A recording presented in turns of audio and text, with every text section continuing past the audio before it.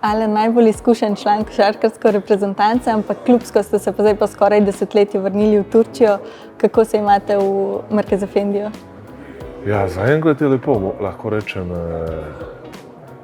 tudi, da je drugače kot v Evropi, Slovenija pa kjer sem igral v Italiji, Španiji. Liga na neki način je bolj agresivna, pustijo ti da malo tepaš, pa ne vem, na neki način sudije tako malo zažmirijo na tekmo včasih, pa si iznenađen, zakaj ni faul. Tako da se jaz tudi malo na neki način lovim še v novoj sezoni.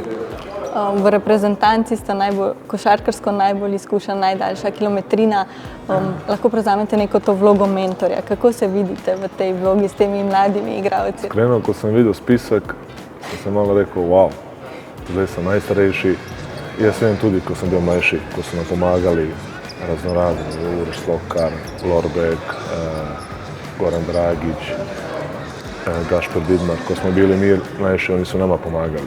Zdaj sam jaz taj ko mu pomagao Maksimoviću i ko su ti fanti ko su tu mlajši, ko su na novo, sam tuki na voljo. Treba ostati pozitivan, treba bodriti te fantije, ker oni bojo jutri glavni. Zaenkrat jaz sem tukaj na voljo, bom spodbujal, bom tudi mogoče malo včasih na neki način drugi spodbujal, ker si želim zmagovati. Kakšen vodja ste? Kod mene je vsega. Jaz bom rekel tako, kakor se zbudim. Če imam full energije, če se dobro zbudim, pol je pa galama na vse strane, bom rekel, i pozitivne stvari, i za hec, i za... Sam sem takav da pač 24 ur lahko imam energije, da lahko se pogovaram i lahko kartamo, lahko igramo se, lahko gremo na kave po cele dane, ampak ko pride čas za trening, ko pridemo v dvorano, je fokus na trening, da dobro delamo. Kar se tiče reprezentance, je v primerjavi z Eurobasketom zelo spremenjena. Je kaj manj rezultatskega pritiska tudi zato, ker nekaj glavnih nosilcev manjka? Iskreno bom rekel, pogrešam Murića i Pretolića i Nikolića. Vem da bi nam veliko pomagali. Tudi ne sam na terenu, tudi druge stvari. Moramo spoštovati njihove odločitve. Od kluba precej, ker če reči ti klub, da ne moreš, preveč je poškodb bilo v tej sezoni, pač to moraš spoštovati. To ni do njih. Jaz vem, da jaz sem se pogovarjal z njimi, ni do njih. Oni bi rad bili tukaj, rad bi pomagali reprezentanci, ampak je tako pač, ja.